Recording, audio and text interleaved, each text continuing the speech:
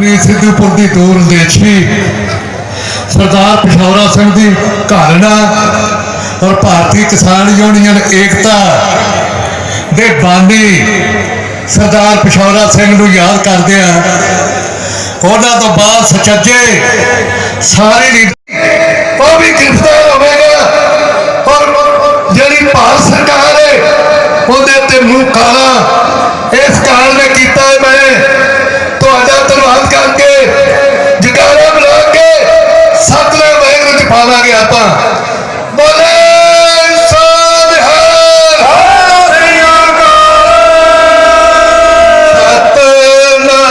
वाहिगुरू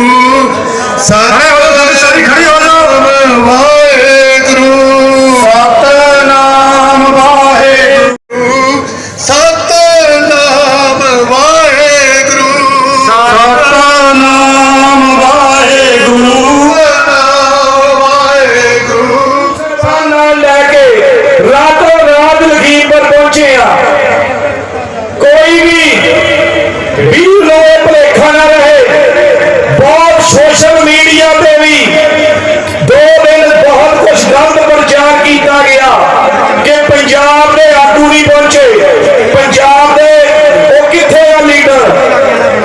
बिल्कुल इस गल के गवाह आ, उत्थे पहुंचे आ 5 परिवारां नाल विच बैठ के उत्थे जो संयुक्त किसान मोर्चे के आगू पहुंचे सी। फसल जी एक सरप्लस इन्नी ज्यादा हो चुकी है कि FCI के गोदामां दे विच सड़ रही है कि सरकार ने कभी यदि असल तय तक पहुंचा, कभी इनू देखा कि फसल सड़ क्यों रही है। असी एक छोटी जी उदाहरण दे रहे थे कि जिहड़ा एक 1903 ते 1908 का डाटा सी जदों एक ब्रिटिश रूल 28 या 30 क्विंटल तो उत्ते झोना नहीं लिया जाऊगा। ਅਸੀਂ ਹੁਣੇ ਸੋਚਣ ਲੱਗ ਗਏ ਆ। ਅੱਜ ਇਹ ਸਰਕਾਰ ਨੂੰ ਲਲਕਾਰ ਇਸ ਰੈਲੀ ਮੁਤਾਬਕ ਇਹ ਲਲਕਾਰ ਦੇਣ ਲਈ ਅਸੀਂ ਇਕੱਠੇ ਹੋਏ ਆ। ਜੇ ਅਸੀਂ ਸੈਂਟਰ ਨਾਲ ਇਹ ਲੜਾਈ ਕਾਨੂੰਨਾਂ ਦੀ ਲੜ ਰਹੇ ਆ, ਉਸ ਤੋਂ ਬਾਅਦ ਭਰਾਵੋ ਤੁਸੀਂ ਵੀ ਤਿਆਰ ਰਹੋ।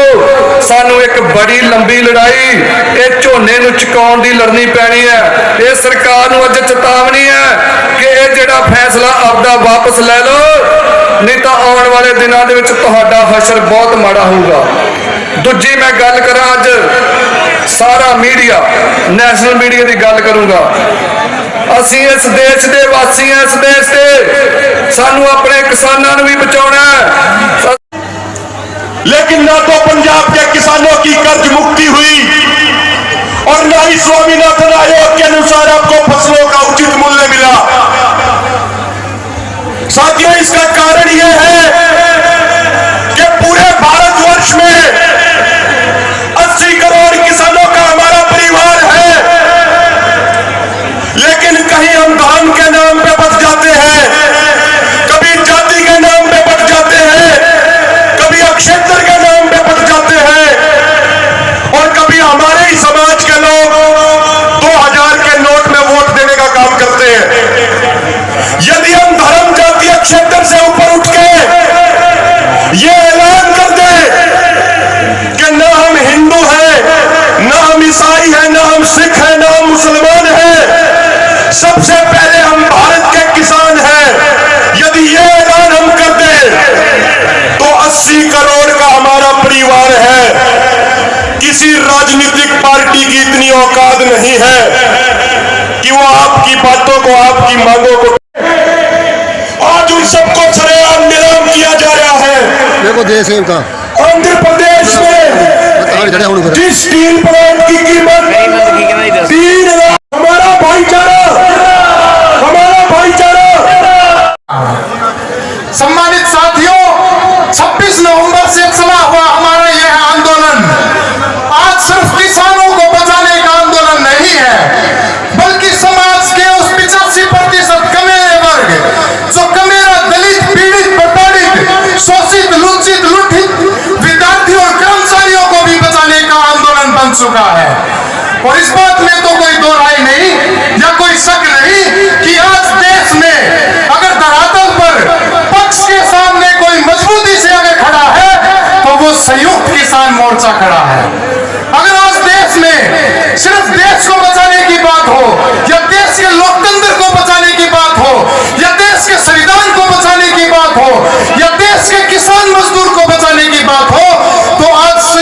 किसान मोर्चा मजबूती के साथ धरातल पर इस तानाशाह सरकार के खिलाफ खड़ा है और उसका श्रेय सिर्फ आप लोगों को जाता है। सम्मानित किसान मजदूर साथियों, आप इस देश का मान है, आप इस देश की जान है, आप इस देश का स्वाभिमान है और मैं तो कहता हूं आप मैं थोड़े जे शब्द ही बोल के जाने नहीं, पर मैं मेरा जो अज का विषय प्रधान साहब ने जिवें साढ़े अख जी होर ने गल जी मैं दिल की कहनी चाहता सी, उन्होंने पहले कह दी कि इस रैली का मकसद की है।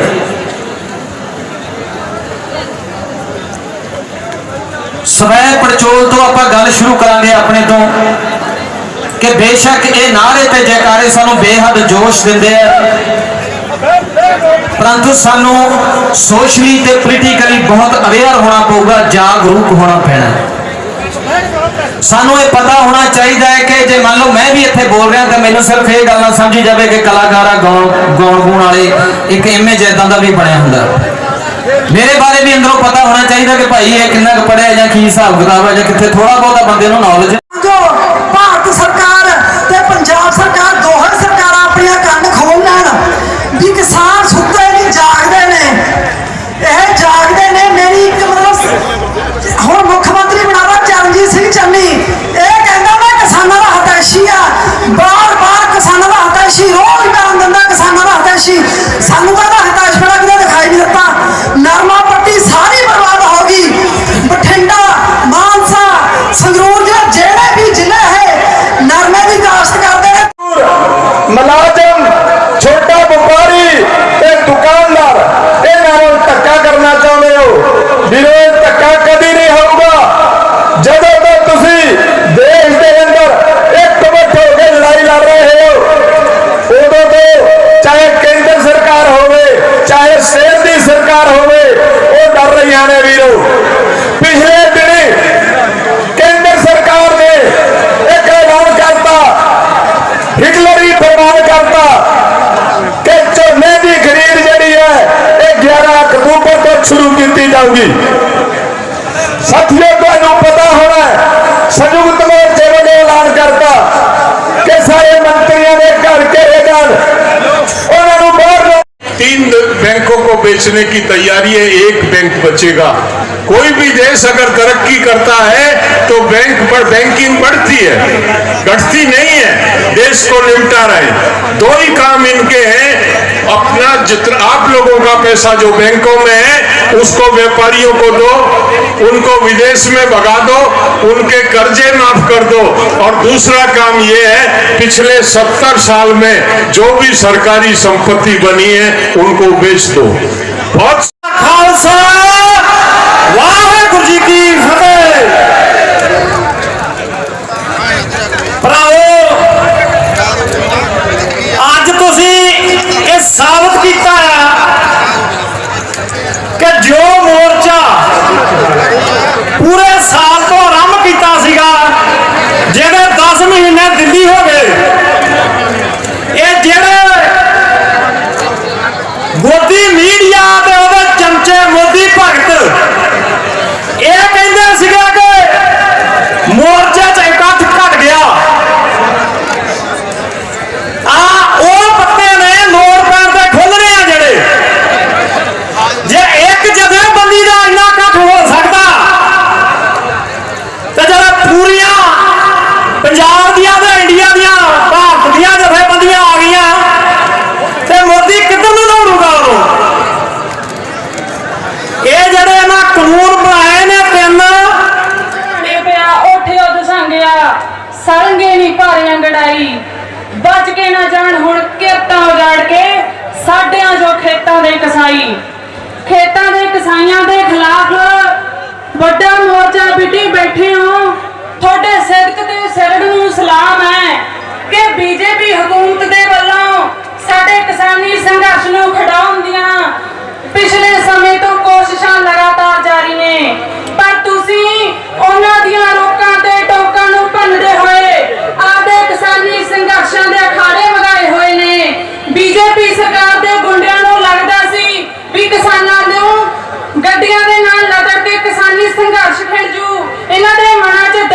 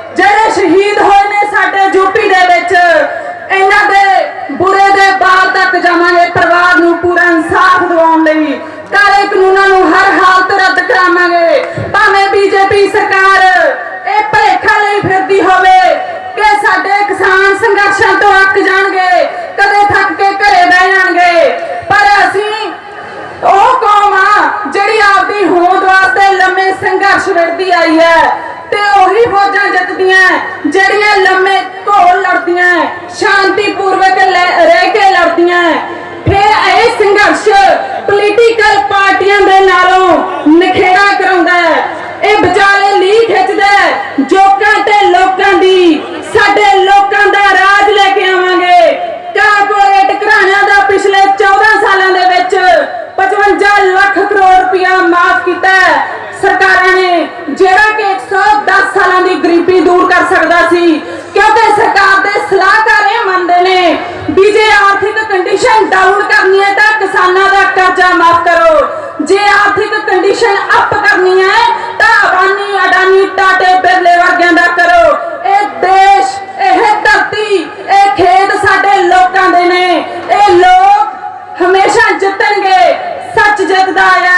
ਠੀਕ ਹੈ, ਪਿਛਲੇ ਸਮੇਂ ਦੇ ਵਿੱਚ ਸਾਡਾ ਇਤਿਹਾਸ ਬੋਲਦਾ ਹੈ, ਸਾਡੀ ਕੌਮ ਦੇ ਰਿਕਾਰਡ ਬੋਲਦੇ ਨੇ ਕਿ ਸਰਹੰਦ ਦੀਆਂ ਨੀਹਾਂ ਦੇ ਵਿੱਚ ਸਾਡੇ ਛੋਟੇ ਸਾਹਿਬਜ਼ਾਦਿਆਂ ਦੀਆਂ ਸ਼ਹੀਦੀਆਂ ਕੀਤੀਆਂ ਨੀਹਾਂ ਦੇ ਵਿੱਚ ਚਿਣ ਦਿੱਤਾ ਗਿਆ, ਪਰ ਸੱਚ ਨਹੀਂ ਚਿਣਿਆ ਗਿਆ। ਇਸ ਕਰਕੇ ਸੱਚ ਹਮੇਸ਼ਾ ਜਿੱਤੂ। ਇੰਨੀਆਂ ਗੱਲਾਂ ਦੇ ਨਾਲ ਤੁਹਾਡਾ ਸਾਰਿਆਂ ਦਾ ਬਹੁਤ ਬਹੁਤ ਧੰਨਵਾਦ। ਧੰਨਵਾਦ ਬੱਚੀ ਅਮਨਦੀਪ ਕੌਰ ਟੂਰਕੋਟ ਦਾ। ਇਸ ਤੋਂ ਬਾਅਦ ਡਾਕਟਰ ਸਲਾਮਾਨ ਜੀ। ਮੇਰੇ ਸਾਰੇ ਹੀ ਸਰਦਾਰ ਤੇ ਸਰਦਾਰੀਆਂ ਨੂੰ ਪਿਆਰ ਭਾਈ ਸਤਿ ਸ੍ਰੀ ਅਕਾਲ। ਵਾਹਿਗੁਰੂ ਜੀ ਕਾ ਖਾਲਸਾ, ਵਾਹਿਗੁਰੂ ਜੀ ਕੀ ਫਤਿਹ। ਬੱਲੇਬਾਜ਼ ਜੀ, ਰਿਸਪੈਕਟਡ ਪ੍ਰਧਾਨ ਜੀ, ਜਿੰਨੇ ਸਾਡੇ ਆਗੂ ਸਭਾਨ, ਸਾਰਿਆਂ ਨੂੰ ਸਲਾਮ। ਕੁਝ ਗੱਲਾਂ ਤੁਹਾਡੇ ਨਾਲ ਕਰਨੀਆਂ ਜ਼ਰੂਰੀ ਸੀ। ਦੇਖੋ, ਮੈਂ ਸ਼ੋਰਿਆ ਕਿ ਇੱਥੇ ਬਹੁਤ ਗੱਲਾਂ ਹੋਈਆਂ ਹੁੰਦੀਆਂ ਖੇਤੀ ਕਾਨੂੰਨਾਂ ਦੀਆਂ ਜੋ ਯੂਪੀ ਦੇ ਵਿੱਚ ਹੋਇਆ ਉਹਦੇ ਬਾਰੇ। ਕੁਝ ਗੱਲਾਂ ਸੀ ਜਿਹੜੀਆਂ ਪਿਛਲੇ ਕੁਝ ਦਿਨਾਂ ਤੋਂ ਹੋਈਆਂ, ਅੱਜ ਤੁਹਾਡੇ ਨਾਲ ਸਾਂਝੀਆਂ ਕਰਨਾ ਚਾਹੁੰਦਾ। ਸਾਨੂੰ ਟੈਲੀਫੋਨ ਕਾਲ ਆਈ ਸੀ 4 ਦਿਨ ਪਹਿਲਾਂ ਕਿ ਇੱਕ ਲੱਖਾਂ ਦੀ ਰੈਲੀ ਹੋ ਰਹੀ ਆ, ਉੱਥੇ ਡਾਕਟਰ ਸੇਵਾ ਦੀ ਲੋੜ ਹੈ, ਤੁਸੀਂ ਆਓਗੇ। ਸਾਡੇ ਲਈ ਬੜੀ ਮਾਣ ਵਾਲੀ ਗੱਲ ਸੀ ਕਿ ਕਿਸਾਨ ਹੁਣ, ਕਿਸਾਨਾਂ ਦੀ ਰੈਲੀ ਹੋਵੇ, ਕਿਸਾਨਾਂ ਦੇ ਡਾਕਟਰ ਹੋਣਗੇ, ਕਿਸਾਨਾਂ ਦੇ ਇੰਜੀਨੀਅਰ ਹੋਣਗੇ ਉਹ ਰੈਲੀ ਵਿੱਚ। ਸੋ ਬੜੇ ਮਾਣ ਨਾਲ ਮੈਨੂੰ ਲੱਗਦਾ ਕਿ ਜਿਹੜੇ ਰੀਜ਼ਨ ਕਰਕੇ ਮੈਂ ਡਾਕਟਰ ਬਣਿਆ ਸਾਂ, ਅੱਜ ਉਹ ਪੂਰਾ ਹੁੰਦਾ ਵੇਖਦਾ। ਤੁਹਾਡੇ ਵਿੱਚ ਕੰਮ ਕਰਕੇ ਬਹੁਤ ਮਜ਼ਾ ਆਉਂਦਾ। ਮੈਨੂੰ ਲੱਗਦਾ ਕਰੋੜਾਂ ਰੁਪਏ ਉਹ ਆਰਾਮ ਨਹੀਂ ਦੇ ਸਕਦੇ ਜਿਹੜਾ ਮੈਨੂੰ ਆਰਾਮ ਇੱਥੇ ਪਿਛਲੇ 10 ਮਹੀਨਿਆਂ 'ਚ ਮਿਲਿਆ। ਪਰ ਅਫਸੋਸ ਦੀ ਗੱਲ ਇਹ ਆ, ਸਾਡੇ SGPC ਦਾ ਸਕੂਲ ਆ ਅੰਮ੍ਰਿਤਸਰ ਦੇ ਵਿੱਚ, ਜਿੱਥੋਂ ਡਾਕਟਰ ਬਣਦੇ ਆ, ਮੈਨੂੰ ਲੱਗਦਾ ਸਕੂਲ ਦਾ ਨਾਮ SGRD ਆ। ਉੱਥੇ ਕੱਲ ਗ੍ਰੈਜੂਏਸ਼ਨ ਸੀ। ਗ੍ਰੈਜੂਏਸ਼ਨ ਸੈਰੇਮਨੀ ਤੇ ਇੱਕ ਨਵਾਂ ਡਾਕਟਰ ਬਣਿਆ ਮੁੰਡਾ, ਉੱਥੇ ਗਾਉਣ ਵਜਾਉਣ ਹੋ ਗਿਆ, ਮੁੰਡੇ ਨੇ ਗਾਉਣ ਵਜਾਉਣ ਬੰਦ ਕਰਤਾ ਤੇ ਨਾਰੇ ਲਾਉਣ ਲੱਗਾ ਕਿਸਾਨੀ ਦੇ। ਡਾਕਟਰ ਨਵਾਂ ਬਣਿਆ ਡਾਕਟਰ, ਤੇ ਸਾਰਿਆਂ ਨੂੰ ਕਹਿਣ ਲੱਗਾ ਕਿ ਆਪਾਂ ਹੁਣ ਦਿੱਲੀ ਪਹੁੰਚਣਾ। ਤੇ ਜਿਹੜੇ ਉੱਥੇ ਅੱਗੇ ਟੀਚਰ ਸੀ, ਟੀਚਰਾਂ ਨੇ ਉਹਦਾ ਮਾਈਕ ਬੰਦ ਕਰਾਤਾ। ਤੁਸੀਂ ਇਹ ਗਲਤੀ ਕਹਿ ਰਹੇ ਹੀ ਸਮਝੋ।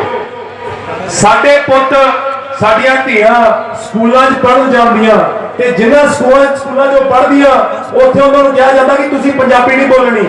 ਅਸੀਂ ਉਹ ਵੀ ਸਹਿ ਲਿਆ। ਅੱਜ ਸਾਨੂੰ ਇਹ ਵੀ ਕਹਿ ਦਿੱਤਾ ਕਿ ਤੁਸੀਂ ਕਿਸਾਨੀ ਦੀ ਗੱਲ ਨਹੀਂ ਕਰਨੀ, ਤੁਸੀਂ ਕਿੱਦਾਂ ਸਹੋਗੇ। ਤੇ ਮਾੜੀ ਗੱਲ ਇਹ ਕਿ ਉਹ SGPC ਦਾ ਸਕੂਲ ਹੈ। ਸੋ ਮੈਂ ਉਹ ਚੀਜ਼ ਦਾ ਜਵਾਬ ਚਾਹੁੰਦਾ, ਕਿਉਂਕਿ ਵੀਰੋ ਸਾਡੇ ਅੰਦਰ ਦਰਦ ਆ। ਇੱਕ ਅਰਦਾਸ ਹੋਈ ਸੀ 10 ਮਹੀਨੇ ਪਹਿਲਾਂ, ਉਹ ਅਰਦਾਸ ਨੇ ਸਾਨੂੰ ਤੋੜਿਆ ਸੀ। ਬਹੁਤ ਲੋਕਾਂ ਨੇ ਉਹ ਅਰਦਾਸ ਸੁਣੀ ਸੀ। ਮੈਂ ਅਮਰੀਕਾ ਬੈਠੇ ਜਦੋਂ ਮੈਨੂੰ ਪਤਾ ਲੱਗਾ ਅਕਾਲ ਤਖਤ ਵੱਲੋਂ ਅਰਦਾਸ ਹੋਈ ਆ, ਤੇ ਮੈਨੂੰ ਲੱਗਾ ਮੈਨੂੰ ਵੀ ਇਹ ਲੜਾਈ ਦੇ ਵਿੱਚ ਸ਼ਾਮਲ ਹੋਣਾ ਚਾਹੀਦਾ। ਅਰਦਾਸ ਹੋ ਕੇ ਮੈਂ ਭਾਵੁਕ ਹੋ ਗਿਆ, ਮੈਂ ਅਮਰੀਕਾ ਛੱਡ ਕੇ ਇੰਡੀਆ ਆ ਗਿਆ। ਪਰ ਅੱਜ ਉਹ ਸਕੂਲਾਂ ਦੇ ਵਿੱਚ ਕਿਸਾਨੀ ਨਾਰੇ ਬੰਦ ਕੀਤੇ ਜਾ ਰਹੇ ਆ। ਤੇ ਉਸ ਤੋਂ ਵੀ ਮਾੜੀ ਗੱਲ ਮੈਂ ਤੁਹਾਨੂੰ 1919 ਦੀ ਯਾਦ ਕਰਾ ਦਿੰਦਾ, ਜਲਿਆਂਵਾਲਾ ਬਾਗ ਯਾਦ ਕਰਨਾ, ਜਨਰਲ ਡਾਇਰ ਯਾਦ ਕਰਾ ਦਿੰਦਾ। ਆਂਦਾ ਹੀ ਜਨਰਲ ਡਾਇਰ ਗੋਲੀ ਉੱਥੇ ਚਲਾਓ ਜਿੱਥੇ ਲੋਕ ਵੱਧ ਬੈਠੇ ਆ। ਉਹ ਆਂਦਾ ਹੀ ਤੁਹਾਡੀ ਇੱਕ ਵੀ ਗੋਲੀ ਨਜਾਇਜ਼ ਨਹੀਂ ਜਾਣੀ ਚਾਹੀਦੀ। ਅੱਜ ਦੀ ਸਰਕਾਰ ਕੀ ਕਹਿੰਦੀ ਆ, ਇਹਨਾਂ ਦੇ ਸਿਰਾਂ 'ਚ ਡਾਂਗਾ ਮਾਰੋ। ਮੇਰੇ ਹਰਿਆਣੇ ਦੇ ਵੀਰ ਮੇਰੇ ਨਾਲ ਆ, ਜਰਨੈਲ ਹਰਿਆਣੇ ਦਾ, ਇਹਨੂੰ ਪਤਾ ਕਰਨਾਲ ਦੇ ਵਿੱਚ ਕੀ ਹੋਇਆ। ਯੂਪੀ ਜਾਂਦੇ ਗੱਡੀ ਚਾੜ ਦਿਓ, ਜਿਹੜੇ ਇਹਨਾਂ ਦੇ ਕਿਸਾਨੀ ਦੇ ਜਰਨੈਲ ਉੱਥੇ ਕੰਮ ਜ਼ਿਆਦਾ ਕਰਦੇ ਆ, ਉੱਤੇ ਗੱਡੀ ਚਾੜੋ। ਪਰ ਅਸੀਂ ਕੀ ਕਰ ਰਹੇ ਆ, ਅਸੀਂ ਆਪਣੀ ਅਰਦਾਸ ਬੰਦ ਕਰ ਦਿੱਤੀ। ਬੜੀ ਥਾਵਾਂ ਤੇ ਮੈਂ ਅਫਸੋਸ ਹੋ ਗਿਆ ਕਿ ਵੱਡੀ ਸਟੇਜ ਤੋਂ ਪਹਿਲੀ ਵਾਰੀ ਇਹ ਗੱਲ ਕਰਦੇ ਆ। ਤੁਸੀਂ ਵੀ ਸੁਣੀ ਹੋਊਗੀ, ਤੁਸੀਂ ਗੁਰਦੁਆਰਿਆਂ ਵਿੱਚ ਜਾਂਦੇ ਹੋ, ਪਰ ਕਿਸਾਨਾਂ ਦੀ ਅਰਦਾਸ ਨਹੀਂ ਹੁੰਦੀ। ਕਿਉਂ ਨਹੀਂ ਹੁੰਦੀ?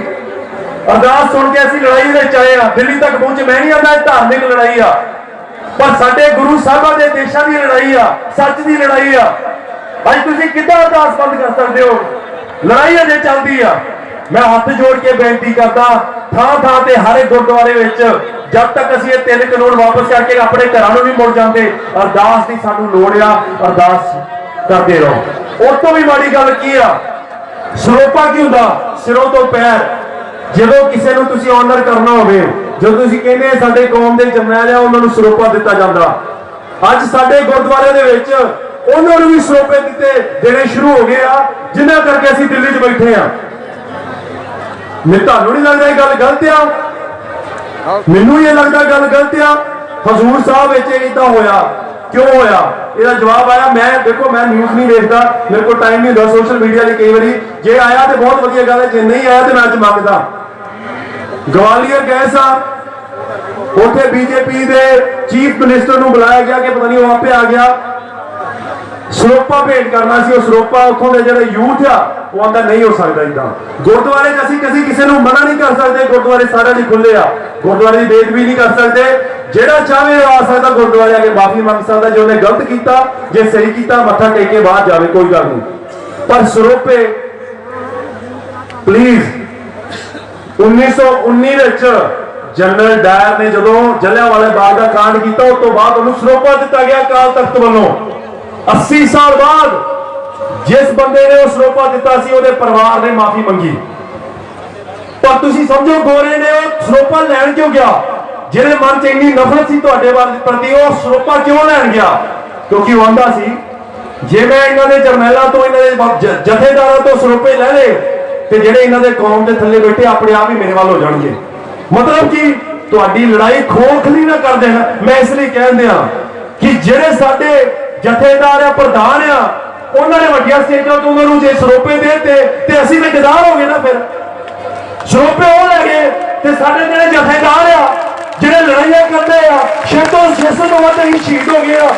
ਕਰੋੜਾਂ ਲੱਖਾਂ ਦੀਆਂ ਜੋਬਾਂ ਛੱਡ ਕੇ ਅਸੀਂ ਘਰ ਇੱਥੋਂ ਆ ਗਏ ਆ। ਅਸੀਂ ਗਦਾਰ ਹੋ ਗਏ। ਫਿਰ ਇਹ ਗੱਲ ਧਿਆਨ 'ਚ ਰੱਖਿਓ। ਪਤਾ ਨਹੀਂ ਕਿਉਂ ਮੈਂ ਅੱਜ ਬੋਲਦਾ, ਮੈਂ ਹੋਪ ਕਰਦਾ ਤੁਸੀਂ ਆਪਣੇ ਸੋਸ਼ਲ ਮੀਡੀਆ ਤੋਂ ਇਹ ਗੱਲਾਂ ਕੀਤੀਆਂ ਹੋਣਗੀਆਂ। ਸਰੋਪੇ ਅਸੀਂ ਪਲੀਜ਼ ਤੁਹਾਡੇ ਅੱਗੇ ਰਿਕੁਐਸਟ ਕਰਦੇ ਹਾਂ, ਉਹਨਾਂ ਨੂੰ ਦੋ ਜਿਹਦੇ ਉਹਦੇ ਹੱਕਦਾਰ ਹੁੰਦੇ ਆ।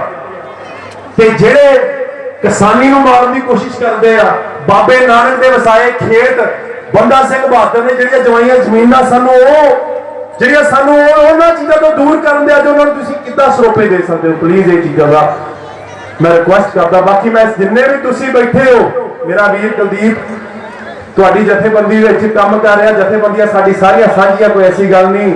ਪਰ ਇਹ ਵੀਰ ਐਸਾ ਵੀਰ ਆ ਜਿਹੜਾ ਨਿਹੰਗ ਸਿੰਘ, ਮੇਰਾ ਵੀਰ ਗਟਰ ਵੀ ਇਹ ਸਾਫ਼ ਕਰਦਾ ਵੜ ਕੇ। ਤੁਸੀਂ ਮੇਰੇ ਸੋਸ਼ਲ ਮੀਡੀਆ ਤੇ ਵੇਖ ਲਓ ਇਹਦੀਆਂ ਵੀਡੀਓ। ਹਰ ਇੱਕ ਕੋ ਕੰਮ ਕਰਦਾ ਅੱਗੇ ਲੱਗ ਕੇ, ਜੋ ਜਰਨੈਲ ਦਾ ਕੰਮ ਹੁੰਦਾ। ਜੇ ਮੈਂ ਇਹਨੂੰ ਜਰਨੈਲ ਜ਼ਿਆਦਾ ਕਹਿਤਾ, ਜਰਨੈਲ ਇੱਧਰ ਬੈਠੇ ਆ, ਜਰਨੈਲਾਂ ਦਾ ਸਿਪਾਹੀ ਹੈ, ਸਿਪਾਹੀ ਆ। ਤੇ ਸੋ ਮੈਂ ਸਾਰੇ ਜੋਬ ਕਰਦਾ, ਵੱਧ ਤੋਂ ਵੱਧ ਦਿੱਲੀ ਪਹੁੰਚੋ। ਸਾਨੂੰ ਤੁਹਾਡੀ ਲੋੜ ਆ। ਵੱਧ ਤੋਂ ਵੱਧ ਅਰਦਾਸਾਂ ਵਿੱਚ ਸਾਨੂੰ ਰੱਖਿਆ ਕਰੋ। 600 ਤੋਂ ਵੱਧ ਸ਼ਹੀਦ ਹੋ ਗਿਆ ਯੂਪੀ ਵਿੱਚ। ਜੋ ਹੋਇਆ ਉਹ ਐ ਨਹੀਂ ਜਾਣ ਦੇਵਾਂਗੇ। ਇਹ ਨਹੀਂ ਕਿ ਜਨਰਲ ਡਾਇਰ ਵਾਂਗੂ ਤੁਸੀਂ ਦਿਨੇ ਮਾਰੋ ਗੋਲੀਆਂ ਤੇ ਰਾਤ ਨੂੰ ਪਵਾ ਲਓ ਸਰੋਪੇ। ਇਹ ਕੰਮ ਬੰਦ ਕਰ ਦਿਓ। ਮੈਂ ਸਾਰਿਆਂ ਨੂੰ ਚੇਤਾਵਨੀ ਦੇਣਾ, ਕਿਉਂਕਿ ਬੜੀ ਮੁਸ਼ਕਿਲ ਦੀ ਘੜੀ ਸੀ ਉਹ। ਸਤਿ ਸ੍ਰੀ ਅਕਾਲ। ਬੜੀ ਮੁਸ਼ਕਿਲ ਦੀ ਘੜੀ ਸੀ ਉਹ ਮੱਧ ਪ੍ਰਦੇਸ਼ ਵਿੱਚ ਜਿਹੜੀ ਤਲੀ, ਕਿਉਂਕਿ ਸਾਡੇ ਯੂਥ ਵਿੱਚ ਐਂਗਰ ਆ, ਗੁੱਸਾ ਵਾ, ਉੱਥੇ ਕੁਝ ਵੀ ਹੋ ਸਕਦਾ ਸੀ। ਸੋ ਇਹੋ ਜਿਹੀ ਸਥਿਤੀ ਨਾ ਬਣਾਇਆ ਕਰੋ। ਜਿੰਨੇ ਵੀ ਲੋਕ ਆ ਜਿਨ੍ਹਾਂ ਨੇ ਉਹ ਬੰਦਿਆਂ ਨੂੰ ਬੁਲਾ ਕੇ ਸਰੋਪੇ ਦਿੱਤੇ ਆ, ਪਲੀਜ਼ ਇਹ ਕੰਮ ਨਾ ਕਰੋ। ਮੈਂ ਇਹਨਾਂ ਗੱਲਾਂ 'ਚ ਖਤਮ ਕਰਦਾ ਜਾਂਦੇ ਇੱਕ ਲਾਸਟ ਗੱਲ। 3 ਚੀਜ਼ਾਂ ਆਪਣੇ ਬੱਚਿਆਂ ਨੂੰ ਇੱਕ ਚੀਜ਼ ਜ਼ਰੂਰ ਦਿਓ, ਪੜ੍ਹਾਈ। ਜੇ ਮੈਂ ਅੱਜ ਸਟੇਜ ਤੋਂ ਬੋਲਣ ਦਿਆਂ, ਕਿਉਂ ਬੋਲਣ ਦਿਆਂ? ਮੈਂ ਇੱਕ ਡਾਕਟਰ ਆ। ਆਪਣੇ ਬੱਚਿਆਂ ਨੂੰ ਪੜ੍ਹਾਈ ਜ਼ਰੂਰ ਦਿਓ। ਜੇ ਤੁਸੀਂ ਪੜ੍ਹਾਇਆ ਨਾ ਆਪਣੇ ਬੱਚਿਆਂ ਨੂੰ, ਅੱਜ 3 ਕਾਨੂੰਨ, ਕੱਲ 6 ਕਾਨੂੰਨ ਲੈ ਕੇ ਆਉਣਗੇ। ਦੂਜੀ ਗੱਲ, ਜਦੋਂ ਇਲੈਕਸ਼ਨਾਂ ਆਉਂਦੀਆਂ, 500 ਦੀ ਬੋਤਲ ਤੇ ਨਾ ਵਿਕਿਓ। 500 ਦੀ ਬੋਤਲ ਤੇ ਨਾ ਵਿਕਿਓ। ਆਪਣੇ ਬੱਚਿਆਂ ਨੂੰ ਨਾ ਵੇਚਿਓ। ਜੇ ਮੰਗਣਾ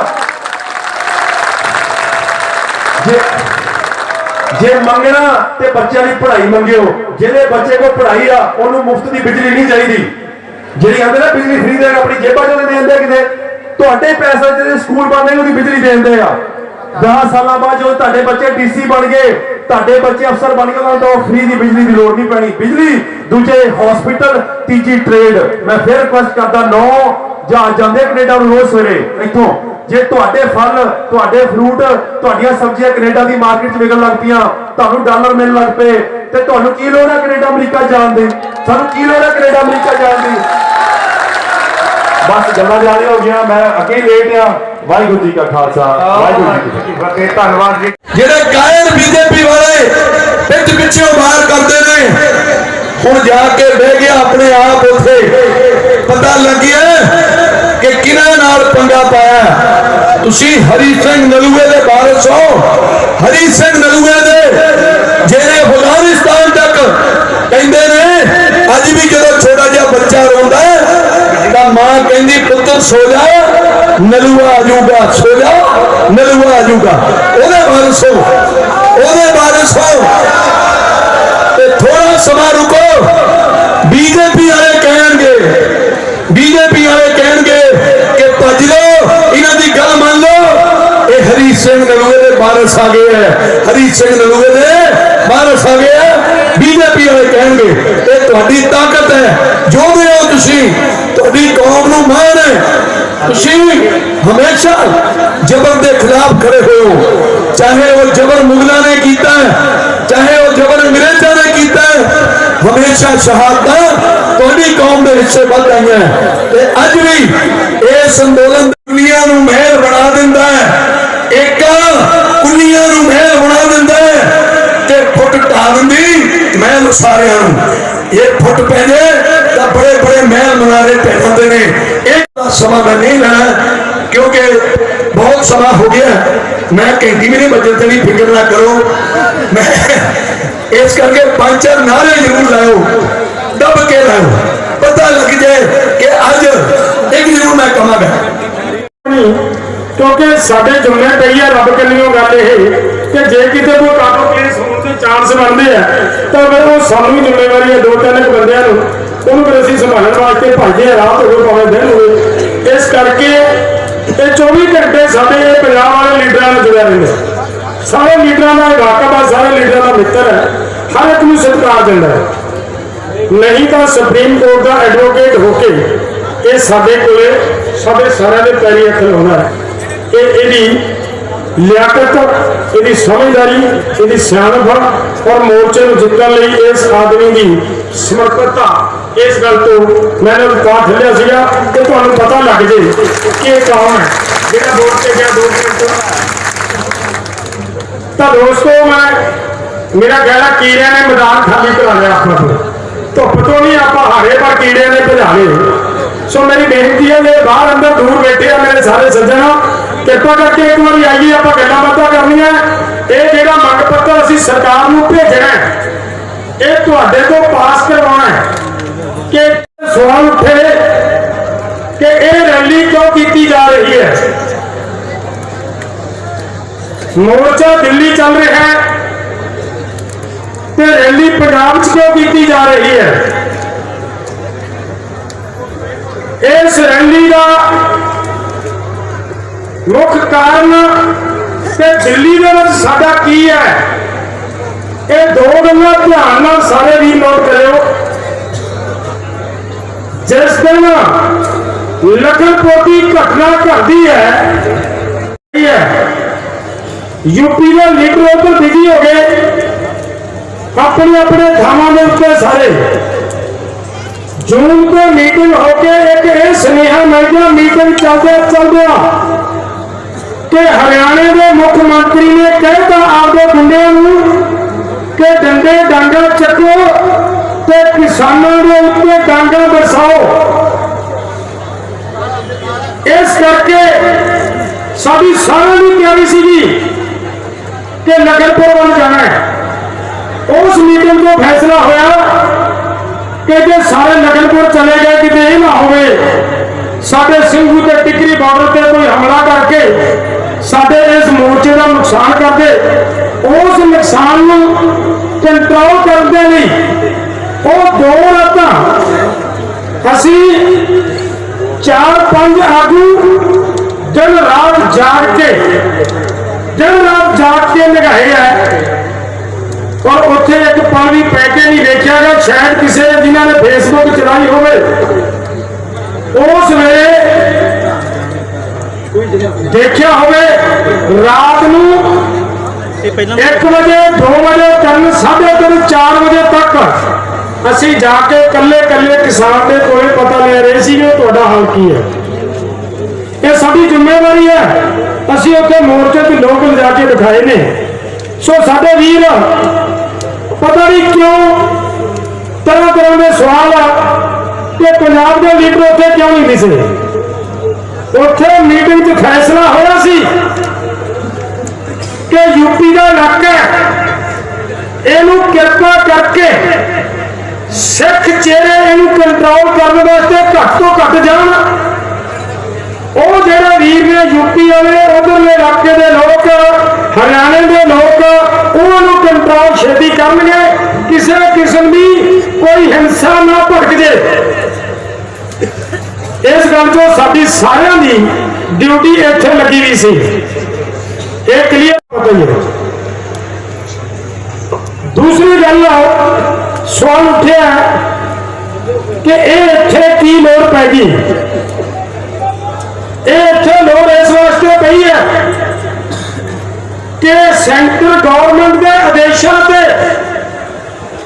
ਜਿਹੜੇ ਕਾਨੂੰਨਾਂ ਦਾ ਤੁਸੀਂ ਵਿਰੋਧ ਕਰਦੇ ਆ ਉਹਨਾਂ ਕਾਨੂੰਨਾਂ ਨੂੰ ਲਾਗੂ ਕਰਦੇ ਹੋਇਆ पंजाब गवर्नमेंट ने आदेश जारी करते कि 25 क्विंटल प्रति किला ही झोना खरीदा जाना, बाकी झोना नहीं खरीदा जाना।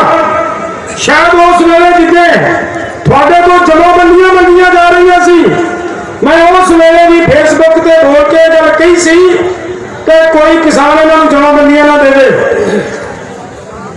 और अज उन्होंने पोर्टल से सारा कुछ पिया है। और जेकर असी इत्थे 25 क्विंटल तुहाडी हद मिली बैठे आ, तुहाडा झोना निकलदा 35 या 40 क्विंटल। एक कहंदे ने कि दसो कानून दा तुम्हारा की है। पहले कानून बारे दस्या जा चुके अब मैनू कहा दस गया। आ जिहड़ा कंट्रैक्ट फार्मिंग का कानून है, कंट्रैक्ट फार्मिंग का जिहदे च कहंदे ने नुक्स की है, ਇਹਦੀਆਂ ਧਾਰਾਵਾਂ ਨੋਟ ਕਰ ਲਿਓ। ਬਿਸ਼ੱਕ ਦੀ ਆਪਦੇ ਕੋਲੇ ਪੜ੍ਹ ਲਓ ਘਰੇ ਜਾ ਕੇ। ਧਾਰਾ 4 ਆ ਜਿਹੜੀ ਦੋਸਤੋ ਨੋਟ ਕਰਿਓ, ਸਾਰਾ ਧਿਆਨ ਨਾਲ ਵੀਡੀਓ ਤੁਸੀਂ ਵੀ ਨੋਟ ਕਰਿਓ। ਇਹ ਜਿਹੜੀ अब जो यहाँ पर एक चेतावनी रैली की गई है संयुक्त किसान मोर्चे के निमंत्रण पर, उसके बारे में आप क्या कहना चाहते हैं, जैसे बरनाला की धरती पर हो रही है जी? देखिए 2017 के पंजाब विधानसभा चुनाव से पहले यहाँ कहा गया था, वादा किया गया था कि किसानों की कर्ज मुक्ति दी जाएगी, लेकिन लगभग 4.5 साल से भी अधिक समय बीत गया, अभी तक कर्ज मुक्ति नहीं हुई। आप देखिए नरमा की फसल देखिए, जो बीटी आया था, जो बीज आया था, बहुत सारी तो बड़ी बड़ी कंपनियों ने वादा किया था, उसमें कोई सप्लाई करने की जरूरत नहीं, कोई इसमें बीमारी नहीं लगेगी। मेरा तो देखिए बीटी की फसल पूरे तरीके से खराब हो रही है, कहीं गुलाबी सूखी है, कहीं कुछ और है, ये मौसम की बारिश को खराब कर दिया। तो इसलिए नरमे का मुआवजा दिया जाए, किसानों की कर्ज मुक्ति की जाए, इसके लिए आज चेतावनी रही है। ये जो किसान है, किसान बॉर्डर पर बैठे हैं, संघर्ष कर रहे हैं लगातार, 1 साल से ज़्यादा हो गया उनको संघर्ष करते हुए, और ये काले कानून है जो उधर रद्द नहीं हो रहे, उसके बारे में आप क्या कहना चाह रहे हैं? कानून बनाने पड़ेंगे, एमएसपी कानून बनाना पड़ेगा, सरकार को झुकना पड़ेगा। बल रावण में भी था, रावण भी बहुत बलशाली था, लेकिन रावण का भी विनाश था। यदि प्रधानमंत्री ने अपना नहीं छोड़ा तो इस सरकार का भी राजनीतिक विनाश हो रहा था। अब लखीमपुर में जैसी घटना हुई है, उसके बारे में आप क्या कहना चाहती हैं? हाँ जी, आप ये कहिए जो लखीमपुर में किसानों का नरसंहार हुआ, ठीक है, आप ये कहिए कि जो लखीमपुर में किसानों के ऊपर आतंकवादी हमला हुआ, इसके बारे में क्या कहना है? इसको अपना ना बोला जाए, ठीक है, सिर्फ अपना शब्द बोल के हम शहीद किसानों का अपमान कर रहे हैं। ये बीजेपी के गुटों द्वारा किसानों के ऊपर आतंकवादी हमला था, हमारे किसान भाई शहीद हुए हैं। अंतिम संस्कार के लिए समय तक एक समझौता किया गया था, हमारी मांग अभी भी वही है। केंद्रीय गृह राज्य मंत्री इस्तीफा दें, उनकी बर्खास्तगी हो, उनको जेल में भेजा जाए, उनके बेटे को जेल में भेजा जा चुका है। अगर ये हमारी मांग पूरी नहीं हुई तो 12 तारीख को भी हमारी अंतिम अरदास की सभा हो ही रही है, जिसमें देश भर से किसान पहुंचेंगे। उससे पूरे देश भर में शहीद किसान की यात्रा शुरू होगी। 15 तारीख को दशहरे के दिन प्रधानमंत्री गृहमंत्री अन्य बीजेपी के मंत्री बनाए जाएंगे। 18 तारीख को 6 घंटे के लिए रेल रोको कार्यक्रम होगा। उसके बाद 26 तारीख को लखनऊ में मुख्यमंत्री ਨੂੰ ਬੁਲਾਇਆ ਜਾ ਰਿਹਾ ਦੇਖੋ ਸਾਰੇ ਲੜੇ ਹੋਏ ਨੇ ਰਾਜਨੀਤਿਕ ਗੇਮ ਖੇਡ ਰਹੇ ਆ ਇਸ ਤੋਂ ਸਿਵਾ ਹੋਰ ਕੁਝ ਨਹੀਂ। ਮੈਂ ਪੁੱਛਣਾ ਚਾਹੁੰਦਾ ਜਿਹੜੇ ਇਹ ਨੇਤਾ ਜਿਹੜੇ ਕਾਂਗਰਸ ਵਾਲੇ ਉੱਥੇ ਜਾ ਕੇ ਮਤਲਬ ਹਾਂ ਦੇ ਨਾਰੇ ਮਾਰ ਦੀਆਂ ਗੱਲਾਂ ਕਰਦੇ ਚੰਗੀ ਗੱਲ ਮੈਂ ਕਹੂੰਗਾ ਕਿ ਦੁਖਦੇ ਸਮੇਂ ਤੇ ਬੋਲੇ ਨੇ ਪਰ ਇਹਨਾਂ ਨੇ ਆਪ ਕੀ ਕੀਤਾ ਹੈ ਜੀ ਚੰਡੀਗੜ੍ਹ ਦੇ ਵਿੱਚ ਲੋਕ ਕੁੱਟੇ ਕਿਹੜੇ ਨੇ ਕੁੱਟੇ ਤੁਹਾਡੇ ਸਾਹਮਣੇ ਔਰ ਇਧਰਲੇ ਪਾਸੇ ਹਰਿਆਣਾ ਦੇ ਵਿੱਚ ਰਾਜਸਥਾਨ ਸਰਕਾਰ ਕੀ ਹੈ ਕਾਂਗਰਸ ਦੀ ਸਰਕਾਰ ਕਿਸਾਨਾਂ ਦੀ ਲਾਠੀ ਚਾਰਜ ਕੀਤਾ ਆਪਦਾ ਮੱਕ ਪੱਤਰ ਦੇਣ ਗਿਆ ਲਾਠੀ ਚਾਰਜ ਕੀਤਾ ਤਾਂ ਇਹਦਾ ਮਤਲਬ ਇਹ ਵੀ ਸਾਰੇ ਇੱਕੋ ਖਾਈ ਦੇ ਮੱਥੇ ਚੱਕੇ ਨੇ ਕੋਈ ਇਹਨਾਂ 'ਚ ਫਰਕ ਨਹੀਂਗਾ ਕਿਸਾਨਾਂ ਦੇ ਸਾਰੇ ਦੁਸ਼ਮਣ ਨੇ ਔਰ ਕੋਈ ਕਿਸਾਨਾਂ ਦਾ ਮਿੱਤਰ ਨਹੀਂ ਇਹਨਾਂ 'ਚ ਇਹਦਾ ਡਰਾਮੇ ਬਾਜੀ ਕਰ ਰਹੇ ਨੇ। ਪੰਜਾਬ ਵਿੱਚ ਬਿਜਲੀ ਦਾ ਸੰਕਟ ਚੱਲ ਰਿਹਾ ਤੇ ਇੱਕ ਪਾਸੇ ਝੋਨੇ ਦੀ ਕਟਾਈ ਚੱਲਦੀ ਹੈ ਕਦੇ ਬਿਜਾਈ ਆ ਰਹੀ ਹੈ ਯੂਰੀਆ ਖਾਦ ਬਾਜ਼ਾਰ ਨਹੀਂ ਪਹੁੰਚ ਰਹੇ ਬਿਜਲੀ ਦਾ ਸੰਕਟ ਕਿਸ ਤਰ੍ਹਾਂ ਦੇ ਦੇਖੋ ਇਹ ਸਰਕਾਰ ਦਾ ਜਿਹੜਾ ਇਹ ਨੀਤੀਆਂ ਨੇ ਇਹ ਨਾ ਡੀਏਪੀ ਕਿਤੇ ਗਈ ਹੁੰਦੀ ਹੈ ਨਾ ਯੂਰੀਆ ਕਿਤੇ ਗਈ ਹੁੰਦੀ ਹੈ ਵਪਾਰੀਆਂ ਦੇ ਹੱਥੋਂ ਸਰਕਾਰ ਜਦੋਂ ਵੀ ਇਹ ਹੁੰਦਾ ਹੈ ਵਪਾਰੀਆਂ ਦੇ ਹੱਥੋਂ ਕਿਸਾਨਾਂ ਦੀ ਰੋਟੀ ਖਾਂਦੀ ਹੈ ਚਾਹ ਬੁੱਝ ਕੇ ਕਰਵਾਉਂਦੀ ਹੈ ਤੇ ਇੱਥੋਂ ਤੱਕ ਆ ਗਈ ਗੱਲ ਕਿ ਲੋਕਾਂ ਨੇ ਇੱਕ ਬੋਰੀ ਡੀਏਪੀ ਦੀ ਲੈਣੀ ਹੈ ਉਹਦੇ ਨਾਲ 4-4 ਚੀਜ਼ਾਂ ਹੋਰ ਮਤਲਬ ਬੇਲੋੜੀਆਂ ਬਣੀਆਂ ਜਾ ਰਹੀਆਂ ਸੋਹਣੀ ਸਰਕਾਰ ਦੇ ਅੱਖਾਂ ਨੀਚੀਆਂ ਸੋਹਣੀ ਸਰਕਾਰ ਉਹ ਐਕਸ਼ਨ ਲੈਂਦੀ ਕਿਉਂ ਨਹੀਂ ਕਾਰਵਾਈ ਕਰਦੀ ਜਦੋਂ ਮਿੱਚੀ ਬੈਠੀ ਹੈ ਜਦੋਂ ਸਾਡੇ ਲੋਕ ਨੇ ਜਾ ਕੇ ਘੇਰਦੇ ਆ ਉਦੋਂ ਜਾ ਕੇ ਅਫਸਰ ਆ ਕੇ ਕਹਿੰਦਾ ਕਿ ਜੀ ਸਾਨੂੰ ਤਾਂ ਪਤਾ ਲੱਗਿਆ ਅਸੀਂ ਅੱਗੇ ਕਾਰਵਾਈ ਕਰਦੇ ਹਾਂ ਇਹ ਗੱਲ ਪਹਿਲਾਂ ਹਦਾਇਤਾਂ ਨਹੀਂ ਕੀਤੀਆਂ ਜਾ ਸਕਦੀਆਂ ਕਿ ਡਿਪਟੀ ਕਮਿਸ਼ਨਰ ਕੀ ਕਰਦੇ ਆ ਉਹਨੇ 10 ਸਾਲ ਤੋਂ ਇਹ ਵਰਤਾਰਾ ਚੱਲ ਰਿਹਾ ਉਹਨਾਂ ਦਾ 10 ਸਾਲ ਤੋਂ ਵਰਤਾਰਾ ਚੱਲ ਰਿਹਾ ਉਹਨਾਂ ਲੋਕਾਂ ਨੇ ਜਦੋਂ ਕਿਸਾਨ ਦੀ ਲੋੜ ਦਾ ਸਮਾਂ ਆਉਂਦਾ ਹੈ ਇਹ ਕਿਸਾਨ ਨੂੰ ਆਰਥਿਕ ਤੌਰ ਤੇ ਗੁਲਾਮ ਕਰ ਲਿਆ ਡੀਏਪੀ ਯੂਰੀਆ ਦਾ ਗੁਲਾਮ ਹੋ ਗਿਆ ਕਿਸਾਨਾਂ ਨੂੰ ਲੋੜ ਹੈ ਇਹ ਵਰਤਣੀਆਂ ਚੀਜ਼ਾਂ ਔਰ ਉਹਨਾਂ ਨੂੰ ਪਤਾ ਜਾਣਦੇ ਆ ਕਿ ਇਹਨਾਂ ਨੇ ਖਰੀਦਣਾ ਉਹਨਾਂ ਨੂੰ ਖਰੀਦਣ ਦੇ ਸਮੇਂ ਦੇ ਉੱਤੇ ਲੱਕੜੀ ਸ਼ਾਰਟੇਜ ਬਣਾ ਕੇ ਇਹਨਾਂ ਲੋਕਾਂ ਨੂੰ ਲੁੱਟਣ ਵਾਸਤੇ ਤੇ ਕਿਹੜਾ ਖੋਲੇ ਜਾਣ ਆਉਣ ਵਾਲੇ ਦਿਨ 'ਚ ਕੀ ਵੱਡਾ ਸੰਘਰਸ਼ ਕੀਤਾ ਜਾਊਗਾ ਜੇ ਸਰਕਾਰ ਆਪਣੀ ਨਾ ਮੰਗਾਂ ਮੰਨੀਆਂ ਪੰਜਾਬ ਸਰਕਾਰ ਦੀ देखो अगर बच्चे सभी चेतावनी है अगर नहीं मंगा मंदे लाल मजबूत मंग ਦੇ ਵਿੱਚ ਸਭ ਤੋਂ ਵੱਡੀ ਗੱਲ ਇਹ ਕਹਿਣੀ ਚਾਹੁੰਦਾ ਸਾਡੇ ਕਿਸਾਨਾਂ ਵਾਸਤੇ ਸੁਪਰੀਮ ਕੋਰਟ ਨੇ ਕਿਹਾ ਕਿ 100 ਰੁਪਇਆ ਪ੍ਰਤੀ ਕੁਇੰਟਲ ਇਨਸੈਂਟਿਵ ਦਿਓ ਇਹਨਾਂ ਨੂੰ ਇਹ ਕਿਹਾ